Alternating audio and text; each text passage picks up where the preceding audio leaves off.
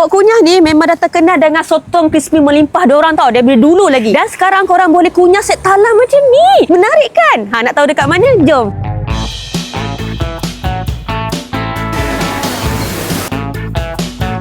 Dekat depan Enan ni set talam Omar. Semua ni masakan kampung tau. Korang boleh kunyah 4 hingga ke 6 orang. Dalam set talam ni korang akan dapat daging salai masak lemak, ikan kebun goreng cili, tempoyak daun kayu, udang sambal petai, telur dadah dengan set ulam. Set ulam ni bersama dengan sambal lah. Lepas tu nasi putih. Kalau korang nak request nasi kukus pun boleh. Akan dapat macam ni lah. Bagi Enan set media ni memang sesuai nak kunyah dengan family sebab memang banyak ya lauk dia. Dia punya lauk pun lauk-lauk kampung tau. Mesti mak ayah korang pun boleh masuk lah dengan lauk macam ni. Terutamanya macam masak lemak dia. Dia punya sambal petai, udang, ikan kembung cili. Memang cita rasa orang kampung lah. Okey, ini nasi lemak sotong crispy selambak Enan dulu pernah kunyah nasi kukus dia tau. Kali ni Enan nak rasa dia macam nasi lemak pula. Enan tengok dia punya sambal dia, warna dia pun dah tahu dia masak lama tau. Sebab warna dia merah gelap. Enan dia guna beras basmati tau, bukan beras biasa.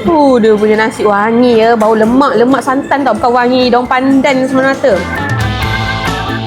Enan suka nasi lemak rasa macam ni. Dia punya sotong ni, dia jenis kecil-kecil tau. Kau tak lihat? Okay, yang Yazid kunyah ni pula ayam gepuk tapi dia menggunakan nasi kukus tau. Ini antara menu terbaru dekat sini juga. Ayam dia bagi bahagian macam ni yang besar ni. And then ada tahu goreng, ada tempe goreng, ada kobis goreng, sambal dengan dia punya kacang gajus tu lah. Bagi Yazid apa kelebihan pada nasi kukus ayam gepuk ni? Sebab ayam dia lebih lembut. And then dia punya sambal dia memang pedas ni. Resepi nogori.